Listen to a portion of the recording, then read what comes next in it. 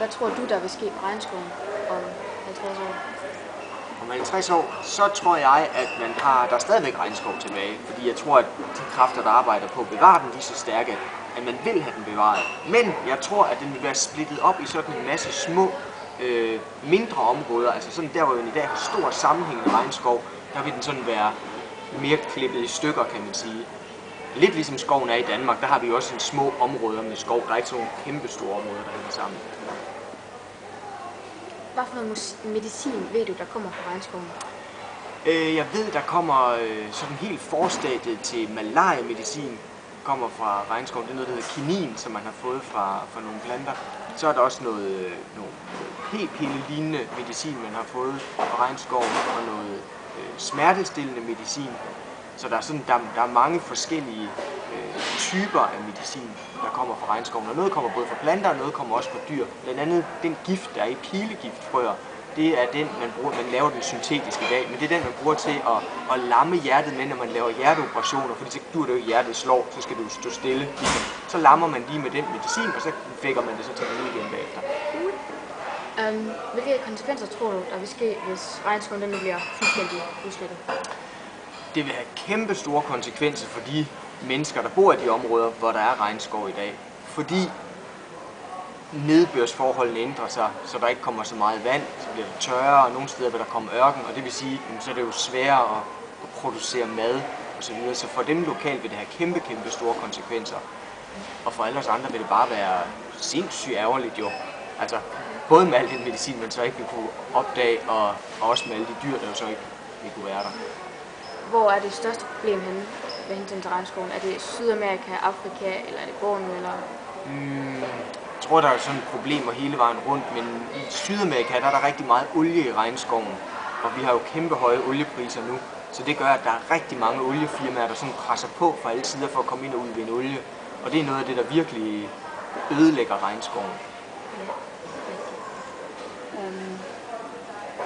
Ved du sådan cirka, hvor mange kvadratkilometer, der bliver taget hver dag af regnskoven? Det er et rigtig godt spørgsmål. Hvad er det, man plejer at sige? 200 gange Danmarks areal, men er det om måneden, eller hvad? Jeg kan ikke huske det. Det tror jeg var om året. Ja, om året. Måske 200 gange Danmarks areal om året. Ja. Hvad så med de indfødte? Hvad tror du, der sker med dem?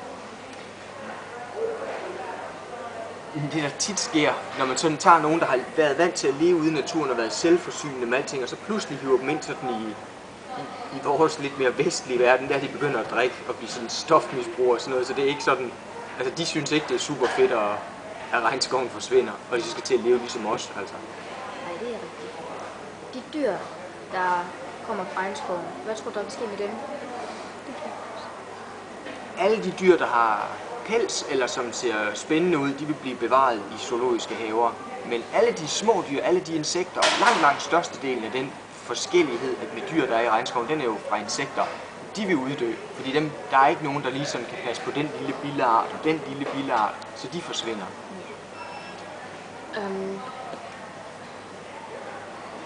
Hvor lang tid tror du, der er til, hvis det bliver ved på den her måde, til at regnskoven er helt væk? Jamen som sagt, så tror jeg ikke på, at den forsvinder helt væk, fordi jeg tror, at det vil man ligesom få sat en stopper for, men så vil der blive sådan nogle, så vil regnskoven bare ligge i nogle mindre områder, sådan, sådan nogle små patches.